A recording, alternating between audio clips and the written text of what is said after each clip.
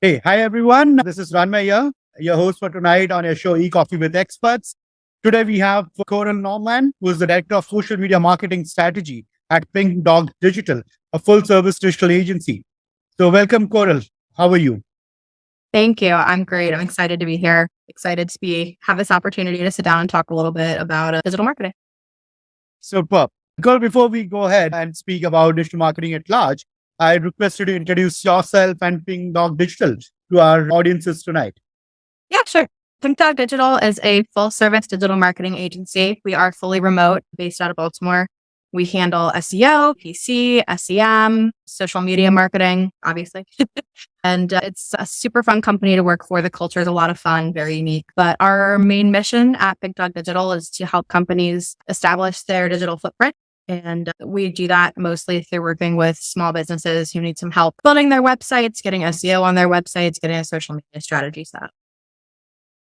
Great, great. So can you tell us your journey into the digital marketing world, how you got introduced to digital space and what has been your journey thus far?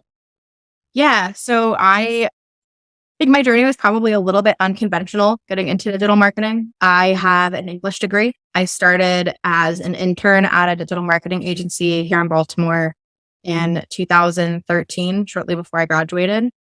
And then within 3 years or so, I was running the social media department at that company and then moved into another company heading up kind of their SEO and content marketing. And then I moved into some product marketing, which I actually ended up not loving. I was surprised, but I did some product marketing work. And then in March of 2020, when everything went a little bit haywire, I got back in touch with Gina Ramsey, who I had worked with at the company that I started with as an intern, and found out that she had started her own company and was looking for someone to take over kind of the social media strategy role. And started with her in March of 2020, right when everything got a little bit topsy-turvy, and have been with her ever since. And it's been great. I love the opportunity that this company provides. Yeah, a little bit. I didn't actually even realize that digital marketing was a field that I could have gone into when I first got into it. I was just looking for a writing internship, and the company in Baltimore provided that writing internship. And then I just grew into digital marketing and I fell in love with it. Absolutely, absolutely. We'll end up at places we might not have thought of when we started. Me Yeah. being an electronics engineer, never thought of being into the digital marketing space myself. Yeah. Life does change things to you. Correct. So since you handle social media marketing, how does social media marketing impact SEO at large? And what strategies can businesses use to leverage social media to improve their search engine rankings? Yeah. So Google loves to say that social media is technically not a factor for SEO. And while I guess it technically might be an algorithm ranking factor, social media absolutely affects SEO. You can see it especially with some of the bigger companies where they get lots of likes and shares on their content, lots of engagement on their content, especially where they're sharing those kind of links back to their website. They're getting those links from that they're sharing themselves, their social media, or links that they have their consumers or their influencers or whoever is sharing on social media. And that's giving them those links back to their content. And even if those links technically aren't as strong as ones that you might find on a website with a strong domain authority, they're still going to lead back to the website and give your SEO a little bit of push. They're going to give you those referrals, which are always great. So while it, like I said, it technically doesn't factor into the algorithm, it's definitely a big part of improving your SEO strategy. The social signals are very important. They affect the way that people interact with your website, interact with your content. And I think that's where they play the biggest role social media wise. Absolutely. Very well said when you mentioned technically it might not, but we have seen over a period of time social signals actually playing an important role for overall SEO branding at large. Yeah. And talking about social media content, what are some of the best practices as per you for creating social media content that is optimized for search engines? And how can businesses ensure that social media content is aligned with their overall SEO strategy? Yeah. Yeah. And so overall, the main thing that we always want to focus on when we're sharing social media content is focusing on sharing content that shows expertise, that's showing authority, so that when people are getting on your social media, they are seeing that you have the expertise and the authority. And then you're also seeing when you're getting in there, those keywords play a role too, because you've got those keywords for what you do that are within your social media. So as you're sharing social media and you're writing those captions, you need to include the keywords that are your main services or your main products for what you do. It's also becoming more important than ever right now that content includes alt tags on your images so that they're more accessible, because accessibility is becoming such an important part of SEO right now, which is great to see. It's really nice to see that accessibility is becoming more and more important, especially within the world of social media where accessibility has not always played a huge role. So definitely best practices for that is making sure that you have those alt tags to make things easily crawlable. You have the captions there that include your keywords, that include your services. And then overall, when it comes to strategy, you just want to make sure that you're focusing on delivering content that is useful for your audience. You don't just want to be delivering content that is advertising your services. Well, you want to talk about your services, obviously. You want to talk about them in a way that is providing value to your audience, that they can see, hey, they want to follow you. They want to engage with what you're doing because they see that you're providing not only value and not only, interest in what you're doing, but that you actually care about what they're getting out of it as well, because social media is and should be a conversation. Absolutely. Absolutely. And talking about creating content for the overall consumer journey and the decision making journey of any particular consumer that happens over any particular client's website of yours, how do you ensure that content across multiple stages of the consumer journey is taken care of?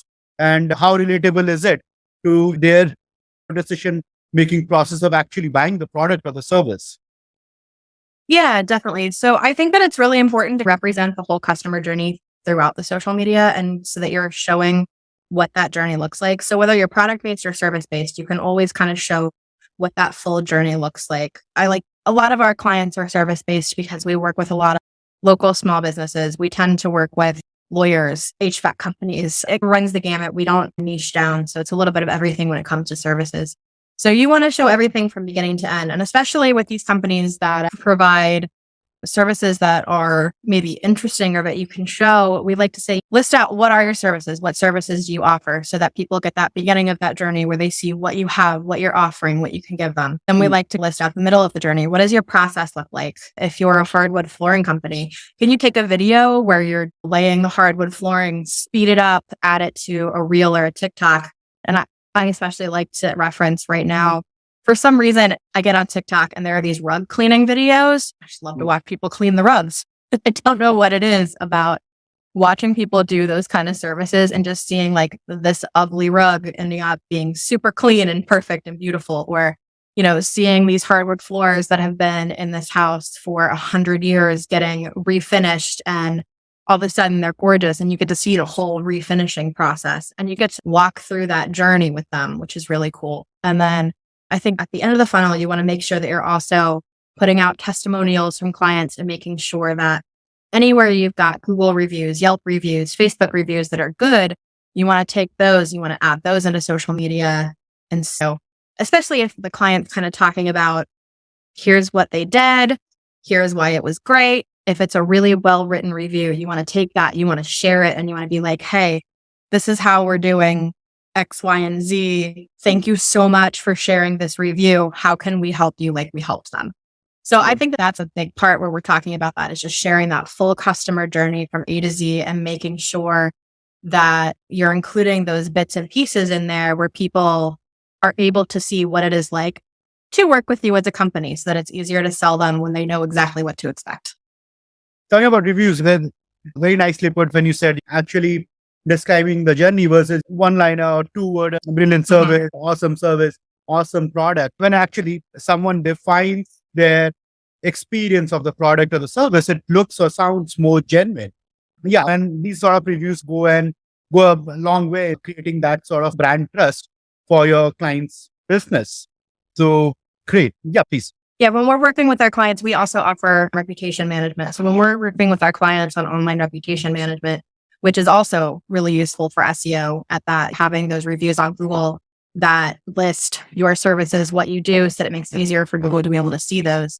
We always want to make sure that our clients know that when they're soliciting reviews from their customers or clients that they know are happy, that they're asking them to include as much information as possible. So that they're like, for example, if somebody was reviewing us, you want to say, hey, did we work on your website? Did we work on your social? What can you talk about that we did specifically?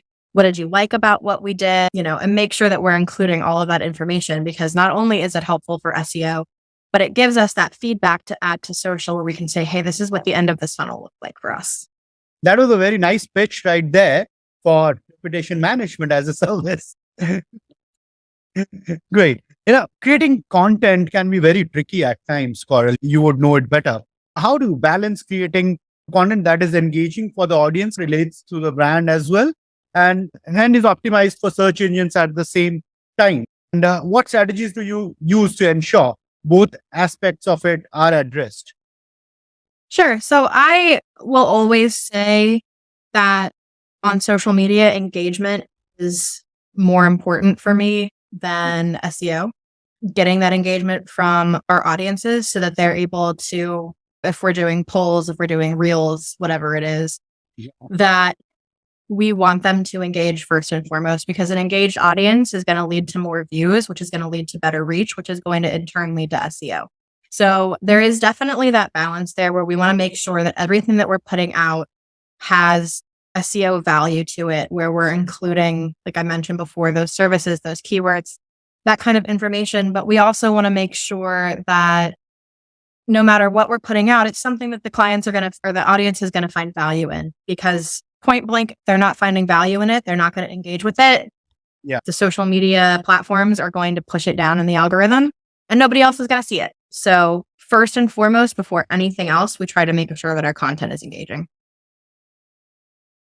Absolutely. Absolutely. Everyone has their own tricks about going about content. So yours is probably targeting the end user and engage with the end user to help them make that final decision to either buy the service or the product. Depends on the line of business of your clients, obviously. And talking about social media, Coral, how do you ensure that businesses use social media to earn high quality backlinks? And what are some of the effective strategies for building relationships with influencers and other websites in order to earn those backlinks? Yeah. So as far as building those quality backlinks, we want to be sure that we are sharing content from our website that is fresh or evergreen. So we either want the content that we are putting out to be really super on trend, and we want to make sure that we are hitting that one hard and working with people to make sure that they pick up those links. So sending those out to people, being like, hey, we have this information. We might be sending them to PR companies, things like that, we have PR companies that we try to get to follow our social. We follow other PR companies that they see those things, they pick those things up. And then the other thing we want to do is always make sure that we have super evergreen content, because evergreen content is going to be way more shareable than that trending content. So we aim to have primarily evergreen content on our social media that's pointing back to the website. That way it's able to be shared to improve that SEO and improve those backlinks. And then as far as working with influencers, I think it's mostly just about, first and foremost, being consistent on your social media pages, because if they're able to go to your social media pages and see that you are posting consistently, posting valuable content, posting content that they think will resonate with their audience, they're much more likely to work with you. And then I think that it's also important to have those warm outreach instead of cold outreach. Sometimes cold outreach works. It obviously can. But I think most of the time, if you want to work with influencers, you want to be working with people in your community, those kind of micro influencers who do well in your community that you already might have a relationship with, or that you know somebody else who has a relationship with. You can reach out and say, hey, this is my service, this is my product, have that conversation, check out my social, see if you think it'll resonate with your audience. And then I also think that it's really important with e-com brands, if you're working with an influencer, to be like, hey, I've got this thing. I've noticed looking through your social media, looking at your audience, that this is something that I think that you would really love, that they would really love. This is why I think you'd both really love it. Here's the product. Would you mind sharing it to your social, writing me a review? Just making sure you open that conversation and let them know why you think that it matters to them. And then the same thing with businesses and getting those links is building those relationships and then sharing those links and saying, hey, I have a great story that I think would do well on your blog. Would you mind linking back to me? Things like that, just when you have, but I think that truly that shows in social media where you're building that authority and that expertise and you're able to point them back and say, hey, here it is. I have this in black and white. Here's my authority. Here's my expertise. Here's why you should share what I'm doing. Absolutely. Quite a few things that we also do in common to what you mentioned, building those relationships 24/7, 365 days a year versus waiting for that time to come and reach out. Sharing knowledge in terms of that topic or the blog or the other things that you want to discuss, and then probably seeking them to mention client over there or a blog somewhere. You totally can relate to it, the process that you just mentioned. And what is your take on video content? Well, video content is obviously shared a lot and widely on social media. And how do you feel businesses can use that engagement to strengthen their SEO efforts overall? Yeah. So video content is hugely engaging right now. It is definitely like the top place that we're seeing engagement for our clients. And I think that video content can be a little bit tricky, especially working on the agency side, because you have to find, you don't have to, but it helps to have somebody at the client's company who is willing to maybe get on camera or maybe do some video shooting for us, even if it's just with an iPhone or something, and trying to get that video. And sometimes it works great. Sometimes we have that ability to get that video from the clients. When it doesn't, we don't want to ever put them in a position where they're not getting the value with that video. So at that point, we try to make those little videos. We use an AI video tool that allows us to take maybe a blog article that we've written, turn it into a video, and then share that as a reel or on social media where it still has that value and it has that information. We're just sharing it in a different way and then pointing back to the website. And video is obviously so important right now. It is a critical part of any social media strategy because it is getting that engagement and bringing people back to the site. So I think that the main thing for us is just trying to figure out where we can leverage it with our clients and help them create engaging and interesting video, especially for some of the clients who maybe don't have the time or the ability to get those live videos to us. You didn't mention about AI. What is your take about AI content? We are all talking about it. Social media is flooded with everyone talking about it and presenting their version of it. So what is your take on AI content and how you feel we can effectively use AI for content related tasks that we all have on our hands? Yeah. So 3 months ago, if you would have asked me this question, I would have told you that I will never use AI. No way. It cheapens the experience or whatever. However, I'm a convert. Over the last month or two, I've started using AI. But the first thing I always want to iterate to people is AI is a tool. It is not a replacement for a marketer. It is not a replacement for a good content writer. It is not a replacement for video. It is a tool that you can use to enhance what you're doing. Like I said, personally, I love AI. It saves me some creative energy when it comes to deploying things. And I use it to help me with social captions, to help me with coming up with ideas and generating what we can do. But I think that the most important thing to remember is that AI requires a lot of editing. It is very hands-on. It requires a little bit of background knowledge about AI too. And being aware that a lot of what it's pulling, especially ChatGPT, which is the big one right now, it's not pulling any information past 2021 at the moment. So if you're using it, you're looking at information that is 2 years old, which, as we all know on the internet, is eons ago, essentially. So we want to make sure that when we're pulling that information, it is correct. It is grammatically correct. We're doing fact checking. We're doing all of that. So while I think that it can save time, it can save energy, it's just very important to make sure that we're also taking the time to engage with it and use it as a tool rather than using it as a standalone strategy. And I think that's the big thing that I try to iterate to my clients and anyone who asks me about it is I love AI because it's easier to edit than it is to write from scratch. But I also use it very carefully and very judiciously. Absolutely. Being a product guy myself through and through, I love AI. I love AI and machine learning for that matter. But when it comes to this piece of AI, I also say this to my team. It is there to save you time. That's about it. Yep. It can never be your final product. Even if you're writing on very simple stuff, then also it cannot be your final product before it goes out of your outbox. You have to go Right. through it, you have to spend time, you have to put that human touch to it. Yeah. And like you mentioned, fact check it again as well. Things Mhm. change so dramatically.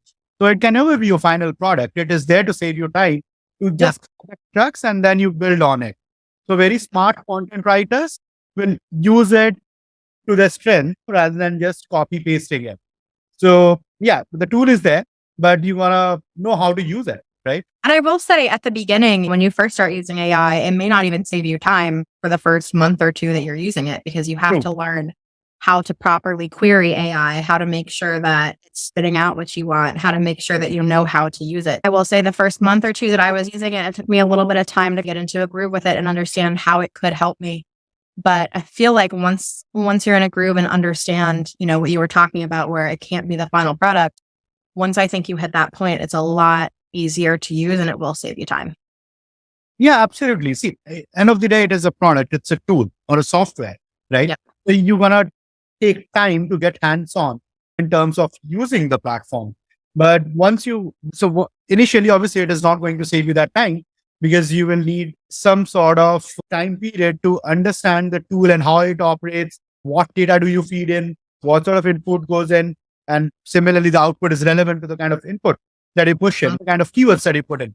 So all of Yep. that you get a hang on. And once you're there, then it saves you time. Yeah, obviously, it is a product at the end of the day, right? Definitely. Great.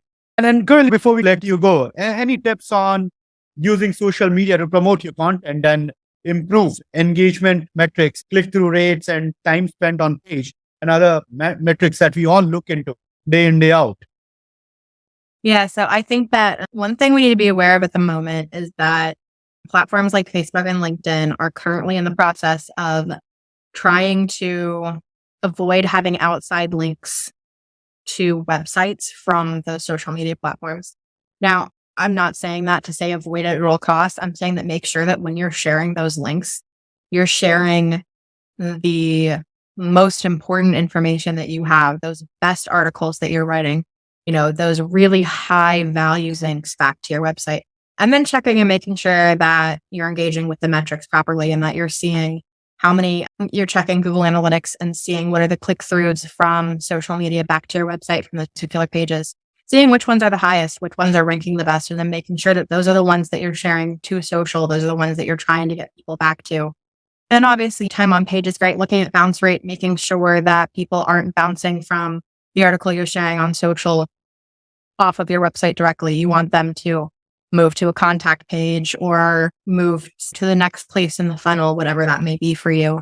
And including those links also within your article and making sure that you have a strong internal link building strategy so that you aren't getting people bouncing off right away after they're coming from social, because that's obviously a signal too. And we want to make sure that we're keeping bounce rate down to keep people coming back from social. It's important too. They want to know that they're seeing the value there.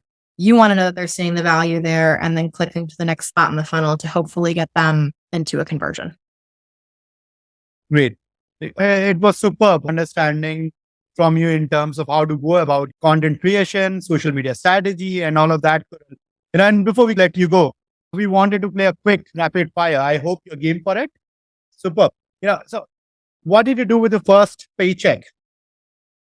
With my first paycheck? Yeah. That's a really good question. Okay. Yeah. What did I do with my first paycheck? So I've actually been working since I was about 14.